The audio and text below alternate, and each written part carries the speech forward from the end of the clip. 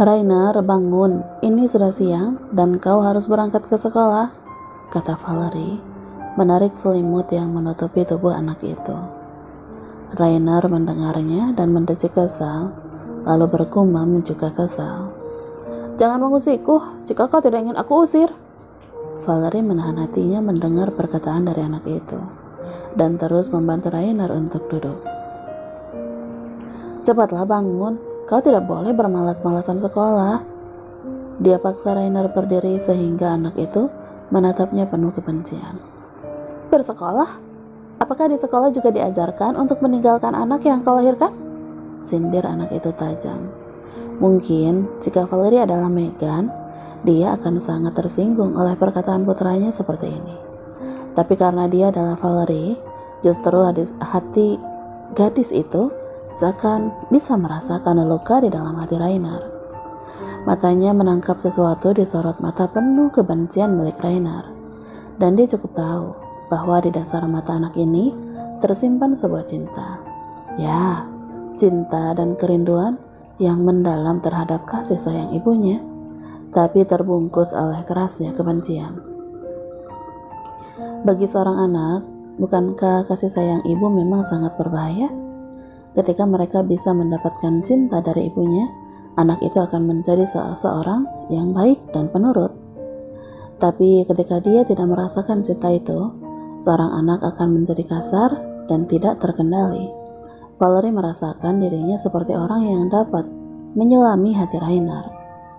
Tidak, tentu saja tidak ada mata pelajaran seperti itu. Jangan bercanda, sahut Valerie acuh. Kemudian dia dorong punggung Jupiter dan berkata dengan tegas, ayo, aku akan memandikanmu. Anak itu tidaklah mudah ditaklukkan. Rainer mengelak dan menepis tangan Valerie dan berusaha lepas dari sentuhannya. Mulutnya mengatakan kalimat pedas. Jangan berlaga seakan kau memang ibuku. Aku tidak memiliki seorang ibu seperti dirimu. Tapi Valerie mengabaikan perkataan anak itu dan membawanya masuk ke kamar mandi. Sigap, dia melojoti pakaian Rainer dan memandikannya dengan shower. Kau gila? Kau tuli? Jangan perlakukan aku seperti putramu. Bersetanlah dengan caci dan maki yang keluar dari mulut anak itu. Sampai Rainer bisa melihat ketulusan di hatinya, Valerie akan benar-benar tuli dan melakukan tugasnya sebagai seorang ibu. Dia bahkan mengabaikan ketika Rainer melemparkan botol sabun ke atas lantai. Jangan memandikanku, atau aku akan menghancurkan semua yang ada di sini, bentaknya. Valerie menyentuh lagi kepala Rainer dan mengusap sampo di sana. Tapi ketika itu Rainer menjadi diam. Dia bisa melihat betapa rapuhnya anak ini, tapi berusaha membuat kata-kata kasar untuk mempertahankan diri. Kau perempuan licik, jangan berharap aku akan menjadi putramu. Tapi kau memang putraku, dan akan tetap seperti itu. Valerie menuntun Rainer yang sudah bersih ke dalam kamarnya dan mengenakan pakaian sekolah anak itu. Rainer menatapnya penuh amarah dan melontarkan kalimat yang lebih tajam lagi. Anakmu sudah mati sejak kau membuangnya. Bukankah itu sangat menyedihkan? Anak berusia 8 tahun bisa mengatakan dirinya sudah mati ketika ditinggalkan oleh ibunya. Valerie merasa hatinya diremas membayangkan luka yang sudah membusuk di dada anak ini. Dia akan mengobatinya. Valerie yakin kan itu. Dia memilih menutup mulutnya dan terus mempersiapkan Rainer untuk berangkat sekolah. Yang Valerie dengar, anak ini sudah sejak lama tidak pernah peduli dengan sekolahnya. Bahkan Jupiter sudah tidak mampu membujuk Rainer berangkat ke sekolah, sehingga menyewa guru privat yang datang mengajarkannya. Tapi tetap saja, semua guru yang pernah mengajarnya selalu menyerah di hari pertama bertemu dengan Rainer. Valerie akan menunjukkan kepada Jupiter bahwa dia bisa membuat anak ini patuh kepadanya dan bersekolah seperti anak pada umumnya. Mari, kau sudah siap? Aku yang akan mengantarkanmu ke sekolah. Aku tidak butuh sekolah, Rainer menjawabnya cetus. Ayahku memiliki banyak uang, jadi untuk apa aku ke sekolah? Bahkan jika ayahmu memiliki segalanya, aku akan tetap mengantarkanmu ke sekolah, karena aku ingin anak yang pintar, sahut Valerie acuh. Dia bawa anak itu keluar dari dalam kamarnya, meski sangat sulit dan terpaksa. Para pelayan yang melihat Rainer keluar dengan seragam sekolah bahkan terkejut bukan main. Semua orang di rumah itu, bahkan Jupiter sendiri, sudah lelah membujuknya. Tapi Rainer tidak pernah berniat berangkat sekolah sejak 2 bulan terakhir.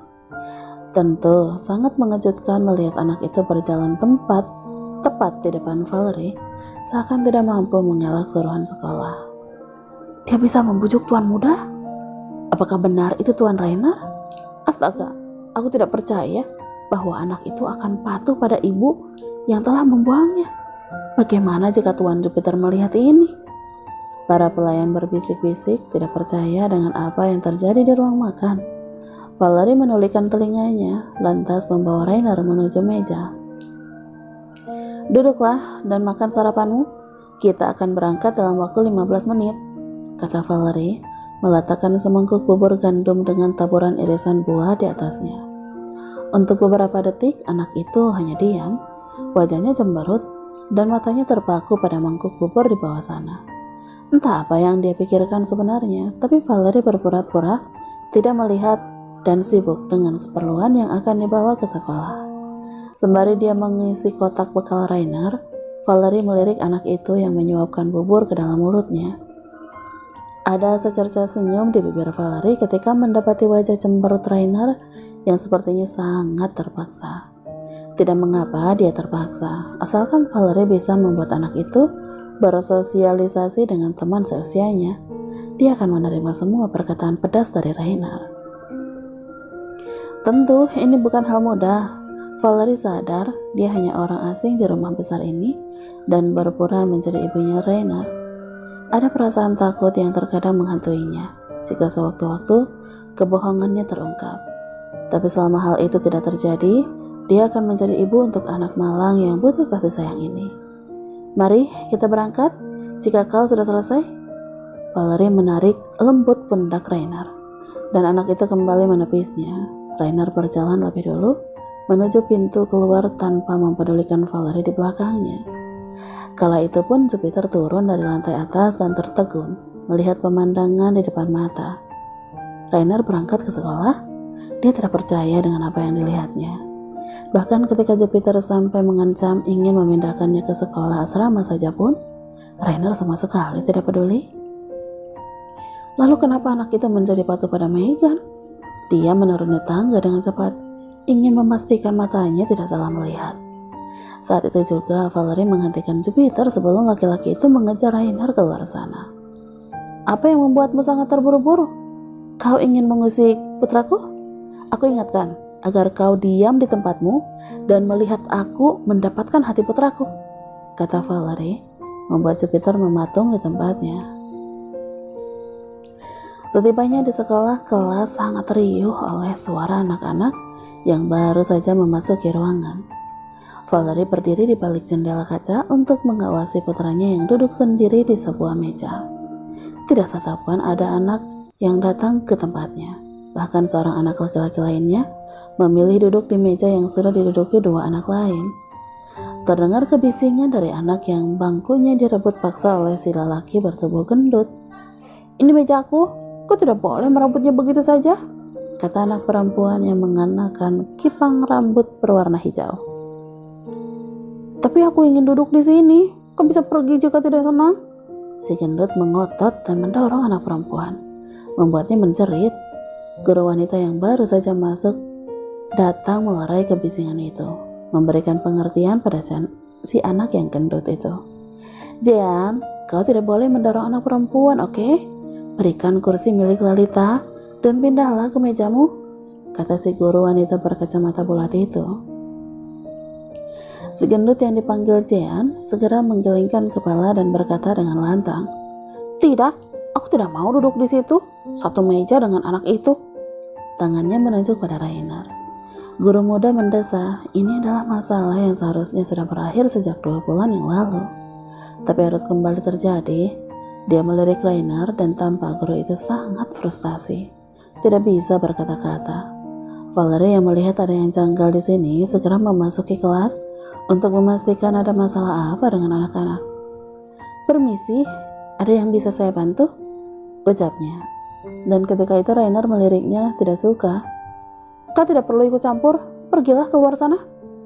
Valerie tentu malu mendapatkan perkataan seperti itu. Tapi dia tidak akan bisa diam ketika tahu ada yang tidak beres di sini. Dia abaikan perkataan Rainer dan tetap fokus berbicara pada si guru. Ibu guru, ada masalah apa di sini? Bisa tolong jelaskan? Saya lihat anak yang lain tidak mau duduk satu meja dengan Rainer. Ibu guru yang tadinya sudah ingin menyerah, seakan mendapat pertolongan mendengar seseorang mengenal Rainer. Biasanya jika Rainer pergi ke sekolah, tidak seorang pun yang pernah mengantarnya sampai ke kelas. Oh, ke pengasuhnya? Mereka ribut beberapa kali karena meja, sehingga Jean dan Rainer tidak pernah mau duduk berdekatan, kata sang guru sungkan. Valerie dengan senyumnya pun menyahut sopan, memberikan saran untuk si guru. Jika Jean tidak bisa akur dengan Rainer, bisa ibu guru gantikan tempat duduk mereka dengan yang lain. Pasangkan saja Rainer dengan anak lainnya, agar mereka tidak berebut kursi lagi. Bukannya melakukan apa yang Valerie sarankan, guru itu malah tertawa sumbang dan menjawab sungkan. Maaf, bukan hanya Jean, tapi semua anak memang tidak bisa akur dengannya. Sejenak Valerie terdiam, dan dia melirik Rainer di tempatnya. Tidak heran jika anak-anak mungkin tidak mau duduk dengannya, sebab Rainer memanglah suka kasar. Apakah itu sebabnya anak ini tidak mau masuk sekolah sejak lama? Dia berpikir sejenak. Setelahnya Valerie mendatangi Rainer ke tempat duduknya untuk memberikan arahan kepada Rainer. Dengan bersikap ramah, dia tersenyum lalu berbicara kepada anak itu. Sayang, mari berdamai dengan temanmu yang lain. Kelas akan segera dimulai, dan kau harus berbagi meja dengan mereka, oke? Anak itu menatap Valerie dengan kebencian yang sangat mendalam, sehingga bibirnya bergetar menahan kalimat yang ingin dia teriakan. Tapi dia menahan dan berkata dengan sangat acuh. Jangan berkata seakan aku yang buruk di sini. Mulut mereka lah yang menjijikan, sehingga aku memukulnya. Ini pertama kalinya Valerie mendengar seorang anak berani memukul temannya satu kelas. Teman satu kelasnya, dan sungguh itu membuat gadis ini sangat terkejut. Sudah separah inikah pribadi Rainer yang bahkan memukul? Tapi Valerie masih berusaha tersenyum untuk membujuk anak yang kini menjadi putranya. Tentu tidak, aku tidak begitu, tapi mari biarkan temanmu duduk di sini, kata Valerie lembut. Aku tidak mau duduk dengan anak gila itu. Aku juga. Apalagi aku tidak akan pernah duduk dengan anak sinting yang tidak punya ibu. Ibunya saja membuangnya. Dia sangat menyedihkan dan mengerikan. Anak-anak menyahut perkataan Valerie. Membuatnya terkejut bukan main. Seluruh anak di dalam kelas itu berkata tidak mau duduk di satu bangku dengan Rainer. Sebenarnya kenapa Valerie melihat kejanggalan ini tidak berasal dari putranya, tapi justru dari anak-anak kelas sendiri.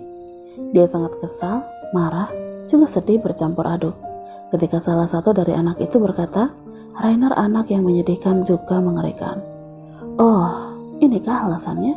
Rainer sangat membenci ibunya. Gadis itu akhirnya bisa merasakan betapa tertekan Rainer selama ini.